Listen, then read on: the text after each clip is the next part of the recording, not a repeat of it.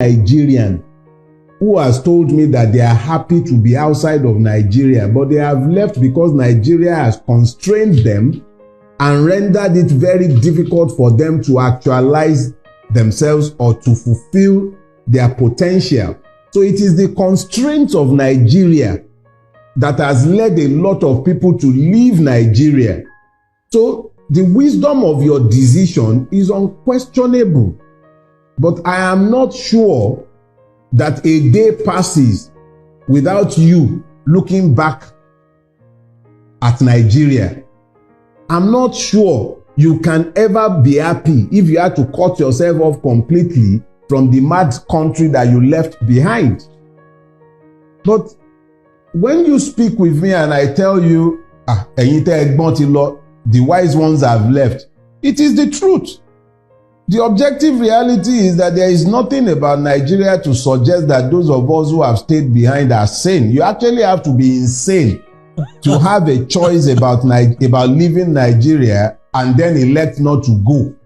You actually have to be functionally insane to remain in Nigeria. In fact, it is my thesis and argument that if you truly want to know the insane Nigerian, look to the ones who have a choice as to where they will live and who can afford to live abroad but elect to stay behind in Nigeria. Anyone you know who can afford to live abroad and has refused to go and has stayed behind is a madman. The person has to be insane.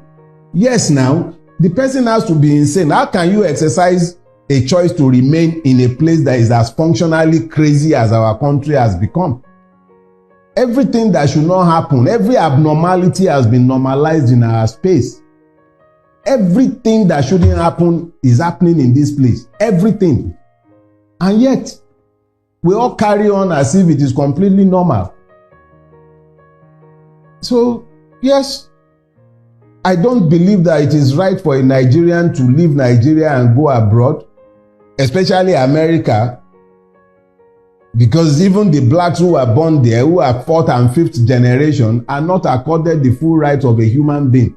When the system can find its way to deal with them the way it is structured to deal with them, it still deals with them as though they are still enslaved.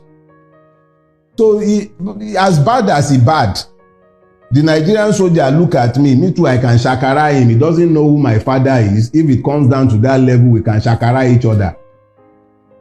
May God rest Pius Adesomi in his bosom. I read a piece that he wrote some years before he died, how he would have to drive all the way into the Canadian bush to go and hoot his horn. You know, he hadn't been hearing car horn, so he would drive into the forest to go and press his horn so that he can hear it, because it's too normal and sane in that place, and he's not used to the normalcy and sanity. We are Nigerians. Sanity is far from us because our country does not allow us the luxury of sanity. That is just the reality. So you've described yourself herein as being an insane person. If I was sane, why would I be in Nigeria? I have to be insane to be here now. Look, sanity is an handicap. If you are too sane in Nigeria, okay, let me tell you something. If you want to know how insane we are, drive into a roundabout in Nigeria.